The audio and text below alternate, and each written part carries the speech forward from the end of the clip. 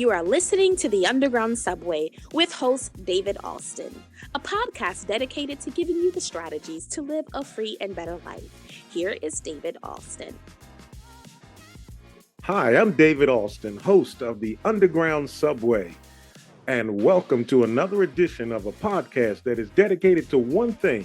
That thing is to give you the tools, the strategies that you need, that I need, that we need to live a better and successful life, a life of freedom, a life of liberty. What is liberty? It means to be able to live, to act, to react, to think, to move without limitations, without restrictions.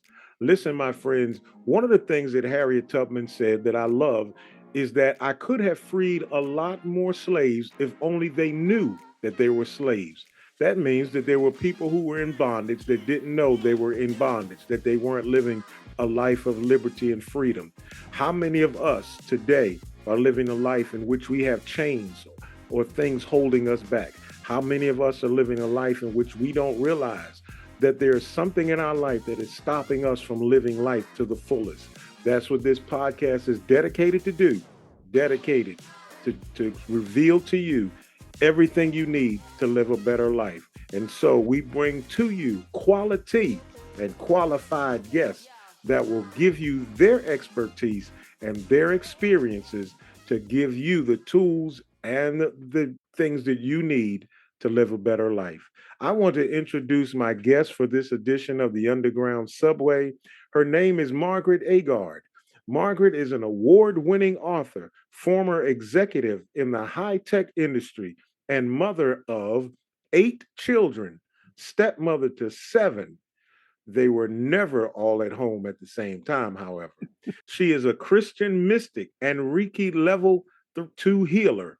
She is currently writing her 3rd memoir titled Love, Becoming One with Parker, from her house next to a lake in Florida, viewing lake, not a swimming lake, because, well, as I experienced when I played golf down there before, alligators. Help me welcome to the Underground Subway my guest, Margaret Agard. Thank you, Margaret, for joining the Underground Subway. Thank you for having me on, David. I've been looking forward to this. Well, thank you so much. I as well. Let's get right into it. One of the things that I'm sure we're going to experience is that if we have a good conversation, there's an old adage that time flies when you're having fun. So let's have fun and let the time fly. Margaret, you talk about in your book. Tell us a little bit about the title of your book, which is entitled "Becoming One with Parker." Uh, what does that mean? Who is Parker? What is that? What is that? Okay, well, that in that particular book, which is the 3rd memoir, that's my husband. That's actually his middle name because he's excuse me, a very humble man. Okay. And so we don't use his real name. But although that is part of his name.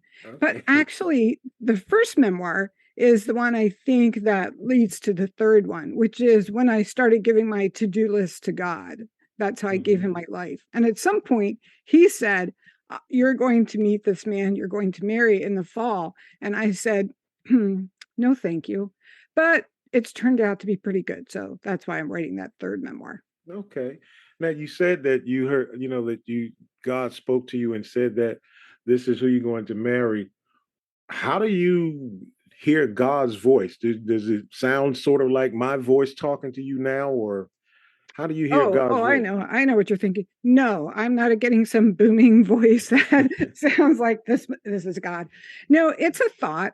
And most people who have learned to hear that thought and to discern the one that is God will say it's simply another thought in my head that Okay. I begin to call a voice.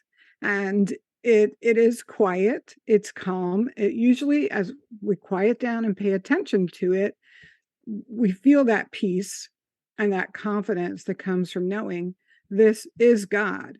And for those people who don't yet have that experience, I asked God in my early 20s, how do I learn to hear your voice? Because people would talk to me about it. And I thought, what? How are they doing that? And so that's one of the things I simply prayed was say, help me to learn how to hear your voice. And I immediately had, over the next week, 3 experiences where I had a thought that I should do something for another person, invite a family to dinner, and or take some supplies I had over to a person. And the first time I would have the thought, I just kind of blew it off. No, I'm not going to do that. It's the middle of the week, la la, like that, right? And then the thought kept coming back. And that's when, since I just had said the prayer the day before, I thought, well, maybe this is God. And Mm-hmm. so I did act on the thought. And and I was fortunate, I think probably because I was trying to learn to recognize God's voice, that each person that I did what I felt prompted to do told me, I have been praying for that. And you came with what I needed right then. And so that's when I first began to recognize that voice as God's. Some people will call it Mm-hmm. intuition. For me, it's a little deeper than that because I can have a conversation with it Mm-hmm. as time went on. And Mm-hmm. I know other people have other ways. Some people, you do have to get quiet to hear it, I think. Or at least once you start to hear it, you need to quiet down and pay more attention. What can I say about it? It can be difficult. Sometimes I'm like, well, is this God or just my Mm-hmm. ADHD speaking? Like, why is it still coming back?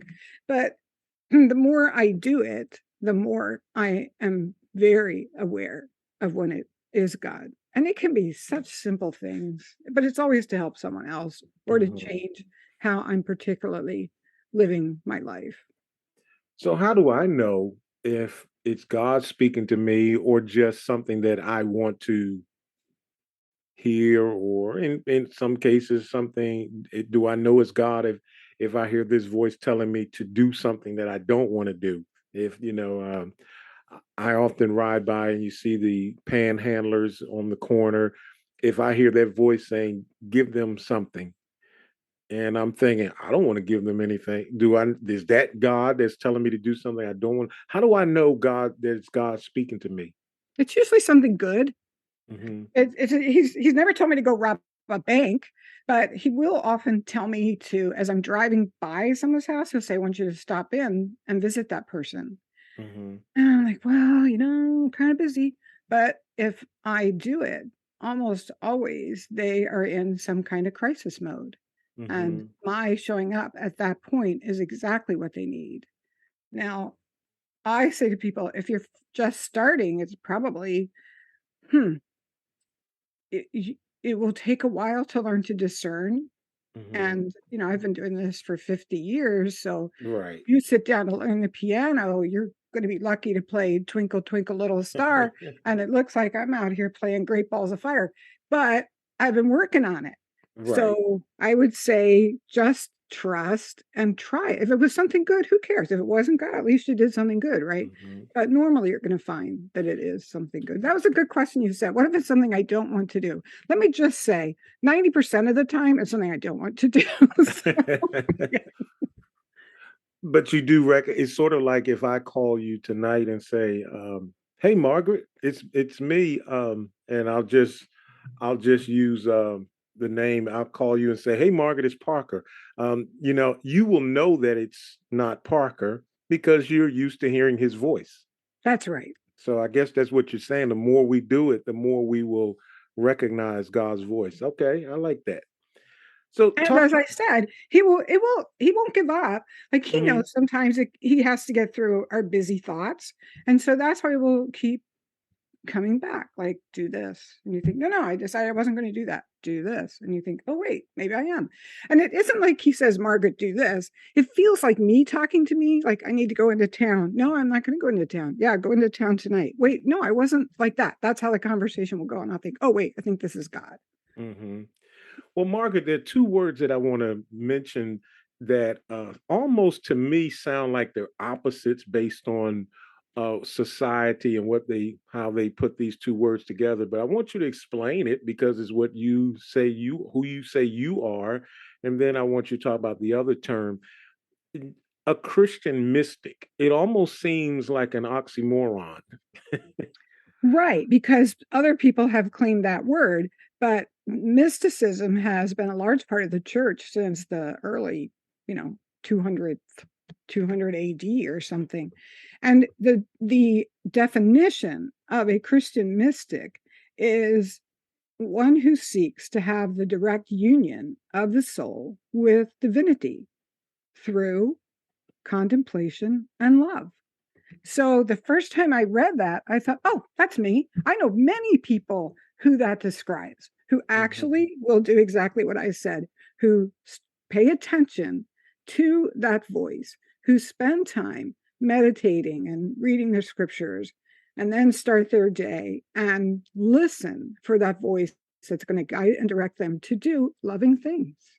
Wow. So, I'm from right now. Currently, I live in North Carolina, but I'm originally from Philadelphia. And there's a movie that I love, and I always bring this up. 99% of my guests hear this same illustration.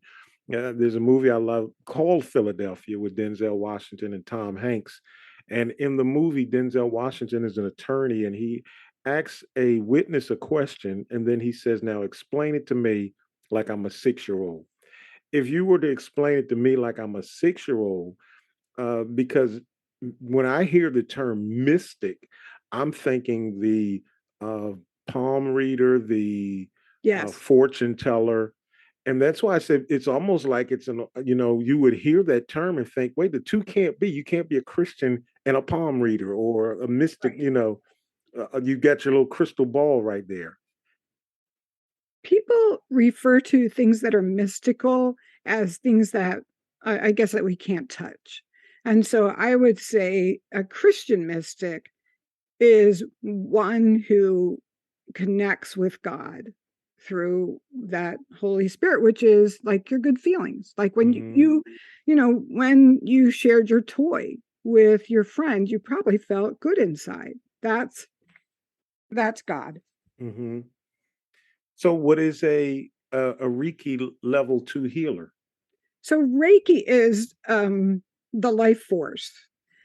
And it when you get attuned to Reiki, you actually can connect to the life force that is all over the world. And I'm sure it comes from God. And I think that the Western world doesn't, we don't own all truth.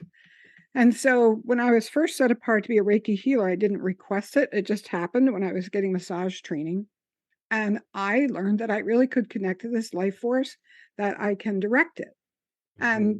And people feel it. They'll say, "Oh, when you put your hands on me, I felt that. I felt it right through my toes." And they are relaxed and they get healing on certain levels. And so I went to God and I said, I'm not sure as a Christian I should be doing this. What do you think? And he said, all good comes from me. And Paul told us to search after good. And Christ set his disciples apart and told them they could do the same thing. And so I feel as if I can do this, that if it's good and it has good results and it doesn't take me away from God and Christ, I can do it. So I do. Wow. So, do you ever have any opposition to people that don't understand what you're doing? Not that they have said to me, no Okay. one has ever said it to me. And I think, well, what would I do if they did? Hmm. And I think it would be, you have to be true to God. You have to be true Hmm. to the new truth you know. Right. Let's talk about that. Let's talk about being true, uh, your true purpose. Let's talk about your finding your true purpose through the divine, and your prayer life, or how does that tie into your prayer life? What happened, David, is as I said, at one point in my life, I was totally overwhelmed as a single mom, executive in the high tech industry, the sole financial support, 8 children. And I was finishing up my degree at university so that I could stay on the executive level. And I was just overwhelmed. And at some point, so overwhelmed that I just started going to God and saying, what do I have to do today? And because by then I knew how to hear his voice, I could look at my to do list and just no, do this, don't do that. You don't have to do that. And he would add a few things. And after a while of doing that, and my life got back under control, I stopped because I thought, I don't want to bother God with this. But then I started doing it. I got just as overwhelmed, and I started doing it again. And then I realized he does want us to do that. And then I started asking the question differently. I started saying, what do you want me to do today, God? And that is when he shaped my life to where I was living my true purpose. It wasn't like I got up one day and said, I should go off to India and be Mother Teresa. No, it was very gradual. I give this up, take this on, give this up, take this on. And it was always things I gave up that actually weren't particularly satisfying to me. And as I took things on, even though they were difficult for me to do, I ended up living my life of true purpose, which for me is these books is talking about this, that people say they want to give their life to God. Well, your day is your life, and your to-do list is your day. So the way to give your life to God is to give your to-do list to God, and then he can truly reshape your life. Wow. And I ended up with this life that I love, that I never would have imagined for myself, way nowhere close to the 20-year plan I had in mind for myself. But I love it. Wow. Talk about your to-do list. What is that detail? Give us some information about, you mentioned I believe you call it living your heart-filled life. That's your to-do list. Talk to us about that. Do we all need that? Is that something we all should have? Most people, I think, have some kind of to-do list. Some of us write it down. So I'm talking to those people. And some of us are so into our to-do list that if we do something that isn't on our list, we write it on our list just so we can cross it off. So that's who I'm talking to. There are other people who just in their head, they have a thought. This is what I'm going to do tomorrow. I'm going to get up, drop the kids at school. Then I'm going to run by the library and maybe pick up some stuff at the grocery store like that, right? And so if you will take a few minutes to think through your day with God and say, what do you want me to do? He might add a thing or two. He might say, stop by this person's house or call a particular person. I know some people, if this is all you do, David, it would still make a huge difference in the world, who, when a person's name pops into their mind, and most of us know many people, they assume that's from God and they immediately reach out to that person, whether it was a roommate they had in college or a cousin that they haven't seen in a while or whatever it is. When they hear that, feel that name or that thought, that name pops into their mind, they just reach out. I think you can go way beyond that, but that at least is a good start. So I don't know. I think I took your question and went all over the place, David. No, that's fine. That's fine. I love it. Oftentimes I have to be careful because I will take a question and we'll talk about it and we'll be in a left field and we have to come back around third base. But Yeah. what about talk to us about how do I give my to-do list to God? Well, just, as I described. So it helps if I do it at night because, like most people, I'm protective of my life and I have a plan. I want to do my plan. I don't really like changing it. And so if at night I think, what am I going to do tomorrow? And then I just pray and I call it praying. I'm just like, God, here's my list. Here's what I want. He likes us to plan things. And so he likes us to think it through. And then he'll just, if we give him permission, he will make some changes. And so that's how I do it. Sometimes I write it down. Usually I write it down. I'm definitely one who writes it down so I can cross things off. But I, again, will have these thoughts like, call this person. Recently, it was someone a chocolate cake. I was like, okay. Me. Yeah, especially since I don't like to cook. I hate that. But yeah, you want that, David? Okay, it's coming your way. Yes, I definitely. What about? But it turned out I gave it to her on the day she was feeling sad and lonely, and her mother had died. She was middle-aged, but her mother, had died, and she was missing her. And I brought in this chocolate cake to her, basically saying, because I knew she was a diabetic, don't blame me for this cake. God said to bring it to you. Well, it turned out it was her mother's birthday, and her mother's favorite cake was chocolate. Now, that's the kind of things that I do. Wow. So what about because I've been talking to a lot of people about stress levels and living a better life by decreasing our stress levels. How can I add stress to my to-do list and then give that to God? How do I pray that prayer, or what do I do outside of sitting here meditating or what have you? That this was just the natural offshoot of doing this, because I stopped doing things that didn't matter. In fact, if it wasn't on the list, I knew it didn't matter. I eventually stopped adding things to the list because, a lot of us type A, well, it looks like I can do that in 2 hours and I have 5. So here's what I'm going to do with the next 3. No, because something was going to come up. So the stress went away because I knew whatever was on that list was really only all that had to be done that day. And if I was stuck in rush hour traffic, I'd be thinking, you know what? God knew this was going to happen. I just Hmm. didn't worry. If I was going to show up late, I'd think, well, the other people are going to have a problem too. And they always did. I just learned to really trust that if all I did was what was on that list, I could relax and enjoy my life.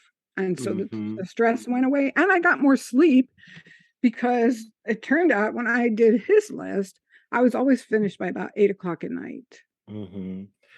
We we live in a very um, difficult time, Margaret. We're living in a time where the not just our country but the world itself is a difficult place with all of the poor relationships between humans, no matter where you're from, what religious views, political views, whatever your cultures are, whatever your culture may be.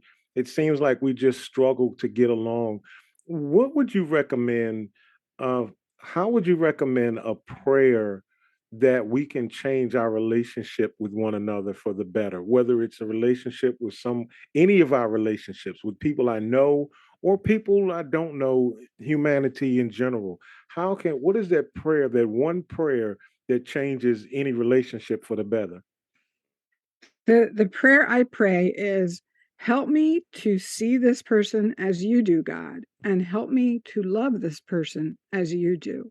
And clearly, I don't have to pray that for people I already love. So I'm That's talking about true. the people, yes.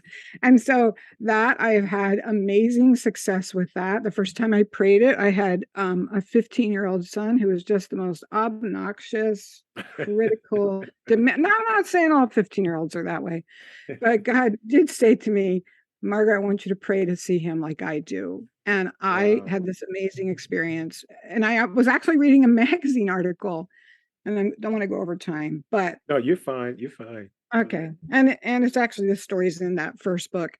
But I was reading this magazine article about a an incident in a school where a boy had accused a favorite coach of, sexual abuse. And Hmm. the school had gotten a lot of the people in the school loved that coach, and they were really upset with the boy.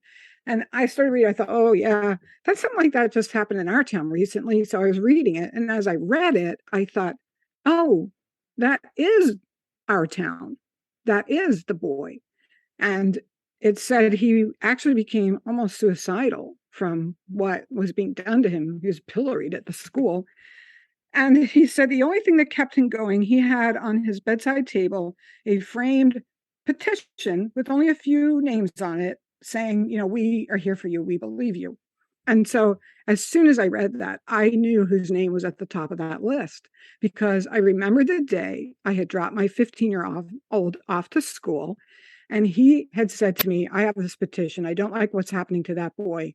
And I want to pass it around school and get the people who support him to sign it. That afternoon, when I picked him up after practice, he was upset. He said, the principal said, we're not talking about this at school anymore. You can't pass it around. So he signed it, and then got a few of his friends to sign it. And so when I realized the impact that had on the boy who was being pilloried, I saw my son in a new light. Now he stopped being obnoxious and critical now, but he I saw him differently. And Mhm. this is years later.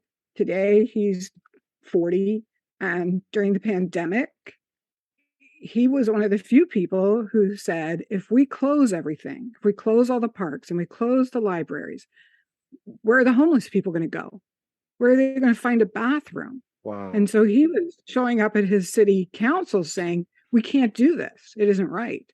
And Wow. so, I mean, that's the kind of person he was then and he is now. And that's who God saw. Wow. Let's talk in the few minutes we have left. Let's talk about your book. Let's talk about writing the book. What part of the book do you consider was the most hardest that you had the hardest time writing? The book kind of happened over time. I was actually on a private website where we could write stories from our lives. And I had felt prompted to write these stories of what happened when I followed God's promptings, what happened when I was struggling to forgive someone, what Hmm. happened, like that story about my son. And so after I wrote them, then God said, now I want you to make a book of this. And I was trying to figure out how to shape it into a book. And he said, no, this is the book. So when you get it, what's going to happen is you're going to see what it takes to go through it. It's not easy. Hmm. So what was the fun part? Well, people write to me and say, I feel so good when I read your book. I've read it more than once. I like to read it. And because it makes me happy. And Hmm. that's fun. Yeah. That's fun. Now you're Also, I on. got to talk about me, and I'm very, self-centered, so it's great. So you're on what number of the memoir? Is this two or three that you? Yeah, the first one is In His Footsteps. I gave my to-do list to God, got more done, more sleep, and less stress. And the second one is Mission, and the third one is Love, Becoming One with Parker. Are you contemplating or thinking about number four, or how far out do you think you'll go? Well, I hope I'm not thinking because I'm finishing up 3 right now. So I'm not going to think beyond that, David. Okay. What did you do when what you're currently writing three, correct? Yes. Yeah, okay. Looking back on number one, not two, but number one, that first time that you finished your first book, how did you celebrate when you finished the book? Oh, you know what? I am actually going to a program called Adult Children of Alcoholics and Other Dysfunctional Families. And people who grew up, feeling perfectionistic and whatever we do, don't celebrate our accomplishments. I'm Okay. learning to celebrate my accomplishments. But then I did not. It was like, hey, I got that done. On to the next thing. So, good question. And I'm still being led and growing. And yeah, when Okay. I do the third one, I am going to celebrate. Yeah, and I asked that because there is a movie, again, another movie. I remember as I was asking you that question, there's a movie called Misery with James Oh, with ugh, James Caan. yeah, Yeah, and at the yeah, end of his writing his book, he always celebrated the same way. I think it was with a bottle of champagne and a cigarette. And yeah. I was just curious, do you celebrate with a person when they finish, say, this is it? Wow. And then you go on to write another one and you celebrate the same way, so I guess you can become a person of habit when it comes to, completing your books. The celebrating. That's Yes, right. yes. That's right. And my husband, Parker, was just as bad because at the end of every day, what he would do is say to me, oh, I thought I was going to get a lot more done today. Here's what I didn't get done. And I said, I think we need to start going about this differently. We need to be saying, here's what I did get done so we can sleep better. Yeah, Yeah. that's true. Yeah, that's true. I hadn't thought about that. Instead of saying what we didn't get done or we didn't accomplish, focus on what we did accomplish. Yeah. That's true. So tell us, Margaret, how can we get a copy of your book, or how can we get in touch with you? And If anyone I wants to. do. I do have a website called inhisfootsteps.com, and all three books are there. The first two, I have links to their availability. And the second one, I've just been working on recording it this week. The first one is on Audible and other places where you can get, you know, Audible Hmm. books, audiobooks. And the Okay. second one will be coming out there too. And then on the website, I have links and, my YouTube channel and blog posts, and I have my social media links there. And what also pops up, David, is off in the corner, doesn't cover the whole screen, is the opportunity to sign up for my monthly newsletter. And I can tell you, I am too tired and old and lazy to do it more than once a month. You're not going to get spammed. But what I do in that is I include some stories like we shared tonight, and also some links of what's happening with the books. Sounds great. Well, Margaret, thank you so much for taking time. I told you that time would fly when we're having fun, but I thank you so much for taking time out of your busy schedule to talk to us here on the underground subway and offer us how we can make life better for ourselves and others through our prayer. Thank you so much. Thanks, David, for having me. Well, we want to say another thank you to our guest, Margaret Agard, for joining us here on the Underground Subway. Thank her so much for her insight on prayer and how important it is for us to have a life of prayer, a life in which we can get in touch with God, a life in which we can tap into our true purpose. That is so meaningful during times like this. We are so grateful to have special people like Margaret to come and to talk to us. And I am grateful and I am thankful for her spending time with us. I'm also thankful for you for listening to the Underground Subway. It is an endeavor that we're doing to try to make this world a better place. And with people like Margaret in our lives to help give us their expertise and their experiences in life, we can't help but be better. Listen, my friends, I hear the music playing, which means it's time for us to pull this train into the station. We're heading north and we are approaching Success Boulevard and Destiny Avenue, and the doors are going to open, and you're going to have to step off the train for this edition of the Underground Subway. But rest assured, there's another one coming real soon. Listen, again, thank you for listening, whether you're listening in your car, on your AirPods at work, or on the treadmill. Thank you again. Thank you again to Margaret Agard for joining us. Listen, my friends, before you go to bed tonight, I want you to do me a favor. I want to challenge you to find a mirror and look yourself in the eyes and ask yourself a question. Today, did I say a prayer to make myself in this world a better place? Am I working toward my destiny? Did I do something today to work toward my destiny? Did I do something today to make this world a better place? Or did I just waste another day?